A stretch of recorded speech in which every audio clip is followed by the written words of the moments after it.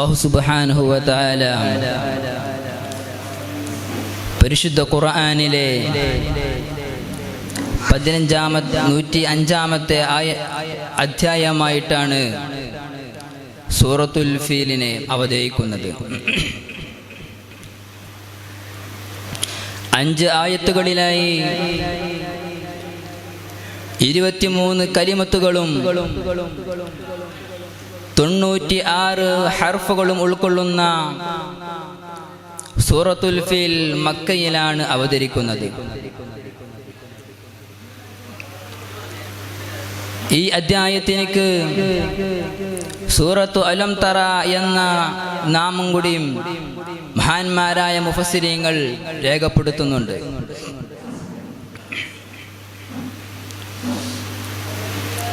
നമുക്ക് ഈ ആയത്തിന്റെ അതല്ലെങ്കിൽ ഈ സൂറത്തിന്റെ അർത്ഥതലങ്ങളിലേക്കൊന്ന് പ്രവേശിക്കാം. ബിസ്മില്ലാഹിർ റഹ്മാനിർ റഹീം. അലം തറ കൈഫ ഫഅല റബ്ബുക ബി അസ്ഹാബിൽ ഫീൽ. താങ്കൾ കണ്ടില്ലയോ താങ്കളുടെ രക്ഷിതാവ് ആനക്കാരെ ചെയ്തത് എന്താണെന്ന് അല്ലാഹു സുബ്ഹാനഹു വ തആല തിരുനബിയോട് ചോദിക്കുകയാണ്.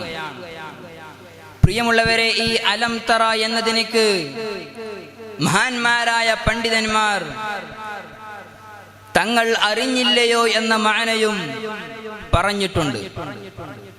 കാരണം എന്തെന്നാൽ തിരുനബി സല്ലല്ലാഹു അലൈഹി വസല്ലമ തങ്ങൾ ജനിക്കുന്നതിന്റെ 53 ദിവസങ്ങൾക്ക് മുമ്പാണ് ഈ ആനക്കല സംഭവം ഉണ്ടാവുന്നത്. അതുകൊണ്ട് തന്നെ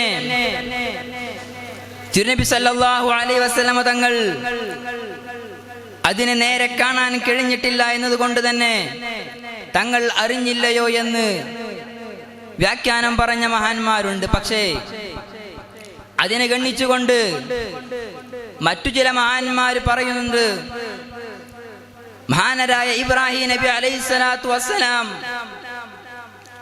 അവിടുന്ന് ഹജ്ജിന് വേണ്ടി ജനങ്ങളെ വിളിക്കുന്നത് സാധാരണക്കാരായ മനുഷ്യർ കേൾക്കുകയും അവർ ഇന്നും ഹജ്ജിന് വേണ്ടി കഅബാലയത്തിലേക്ക് പോവുകയും ചെയ്യുന്നുണ്ടല്ലോ. സാധാരണക്കാരായ മനുഷ്യർക്ക് മഹാനരായ ഇബ്രാഹിം നബി അലൈഹിസ്സലാത്തു വസ്സലാമിന്റെ ആ വിളിയാളം കേൾക്കാൻ സാധിച്ചുവെങ്കിൽ തിരുനബി സല്ലല്ലാഹു അലൈഹി വസല്ലമ തങ്ങൾക്ക് അവിടുത്തെ മാതാവിന്റെ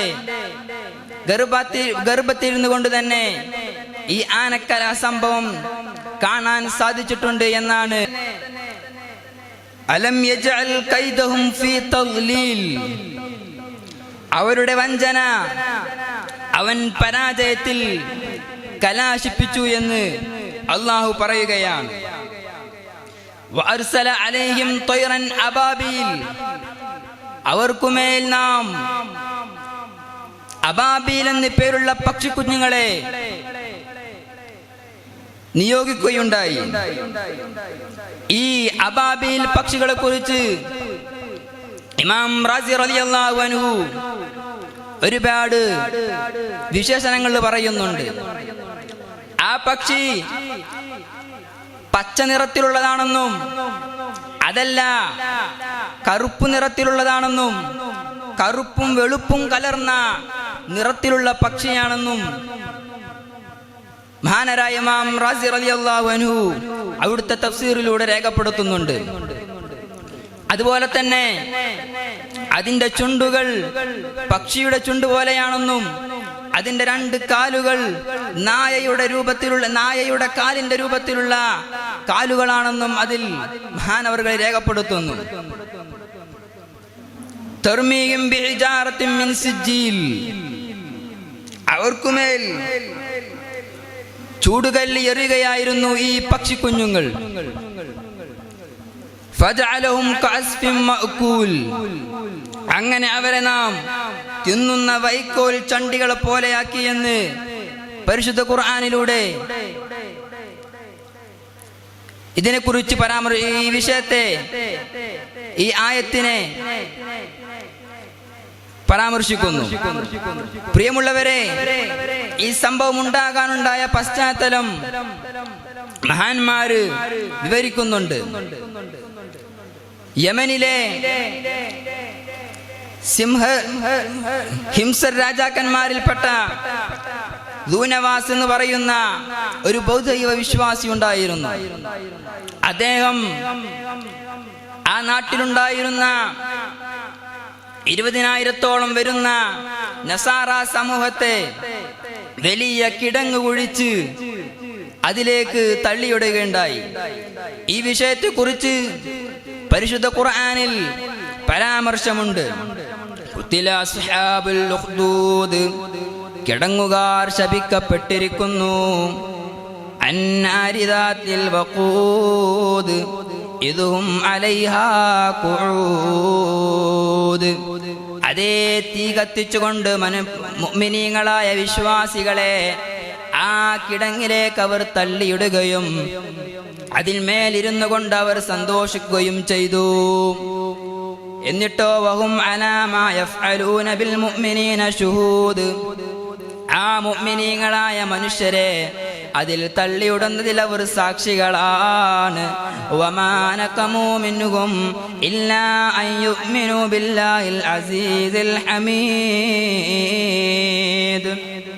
സുത്തറിയവും അജയ്യനുമായ അല്ലാഹുവിനെ വിശ്വസിച്ചു എന്നല്ലാതെ ഒരു തെറ്റും അവർ ചെയ്തിട്ടില്ല. ഇതാണ് ആ സംഭവം.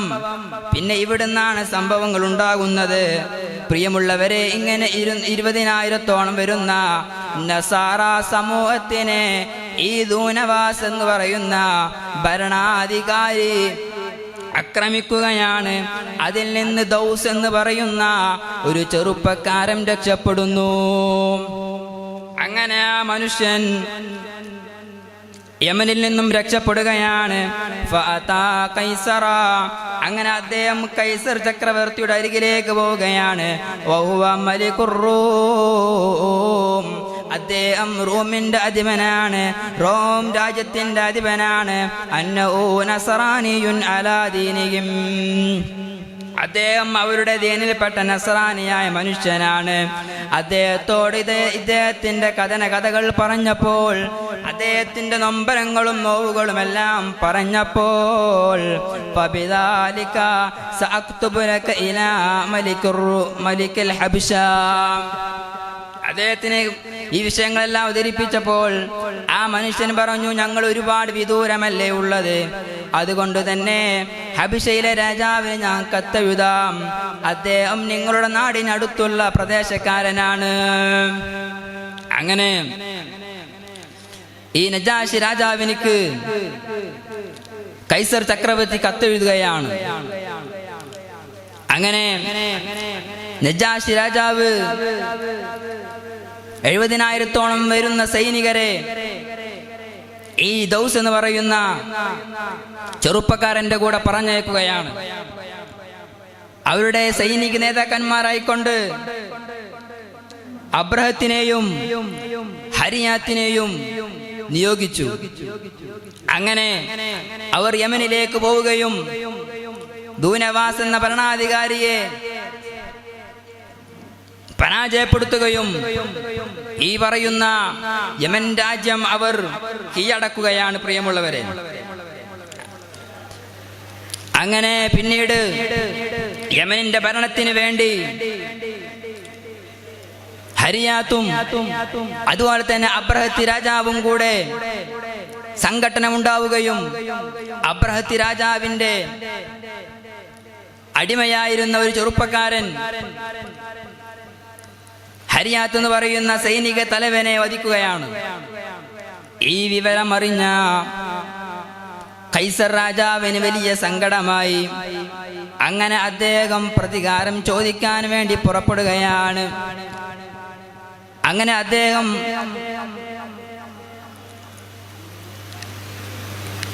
അബ്രഹത്തി രാജാവിനിക്ക് പാഠം പഠിപ്പിക്കാൻ വേണ്ടി തീരുമാനിച്ചു.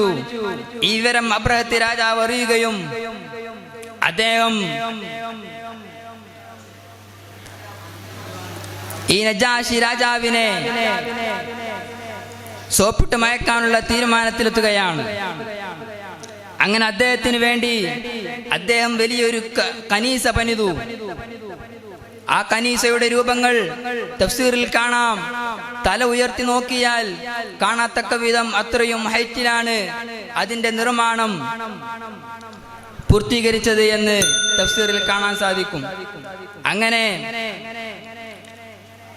അവർ പരസ്പരം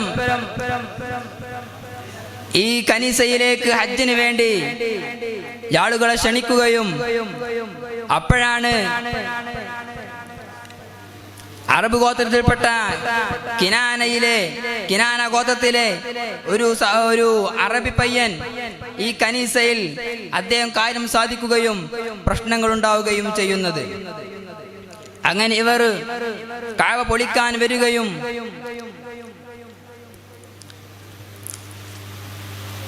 കഅബയുടെ അധിപനായിരുന്ന അബ്ദുൽ മുത്തലിബിനെ കാണുകയും അദ്ദേഹത്തിന്റെ 200 ഒട്ടകത്തിനെ അബ്രഹത്ത് പിടിച്ചെടുക്കുകയും ചെയ്യുന്നത്.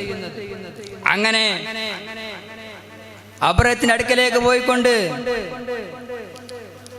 അബ്ദുൽ മുത്തലിബ് പറഞ്ഞു, ഇന്നി അന റബ്ബുൽ ഇബ്ലി, ഞാൻ ഈ ഒട്ടകത്തിന്റെ ഉടമയാണ്, അതുകൊണ്ട് ഒട്ടകം എനിക്ക് തിരിച്ചു തരണം.